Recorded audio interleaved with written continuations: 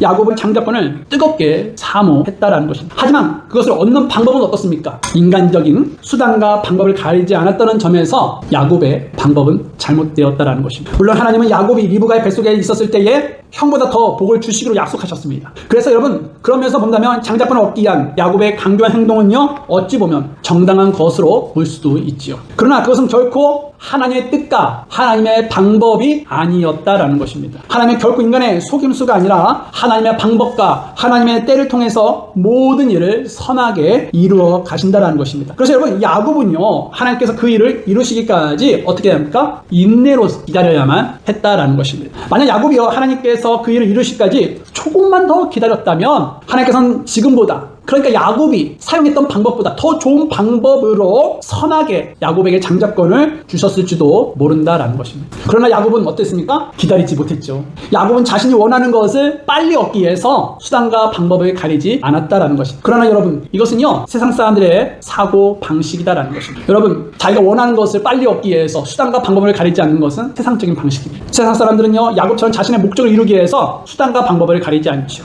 세상 사람들은요, 그래서 결과만을 중요하게 생각합니다. 결과를 중요하기 때문에 과정 중에 이런 불법도 자행하게 된다는 것이죠. 그런데 여러분, 결과보다 중요한 것은 과정입니다. 그리스도인들은요, 과정을 더욱더 중요하게 생각을 해야 하는 것입니다. 그래서 올바른 과정을 거쳐야만 하는 것이죠. 왜냐? 하나님은요, 이런 결과가 아닌 과정을 더 중요하게 여기시기 때문에 그런 것입니다. 그래서 여러분, 그리스도인들에게 뭐로 가도 이 서울만 가면 된다라는 이런 사고방식은 어울리지 않는 것이다라는 것이죠. 서울로 가는 과정도 매우 중요한 겁니다, 여러분. 성경이 중요하게 생각하는 것은 이룬 결과가 아닙니다. 그런 결과를 이루어가기 위한 과정을 더 중요하게 생각한다는 것입니다. 여러분, 하나님 앞에서 무엇을 했느냐 못했느냐가 중요하지만 그것보다 더 중요한 것은요, 그것을 어떻게 했느냐인 것입니다. 어떤 동기로 일을 시작했으며 어떤 과정을 통해 그 일이 이루어졌는지가 중요하다라는 것입니다. 결과보다 과정이라는 것이죠. 세상에서는요, 학생이 부정행위를 해서 높은 점수를 받거나 사업가가 불법을 저질러서 돈을 벌거나 건설사가 부실공사를 해도 멋진 모습으로 건물들을 공사하게 되면 결과에 따라 높은 평가를 받게 됩니다. 하지만 여러분, 결과가 아무리 좋아도 하나님은요, 그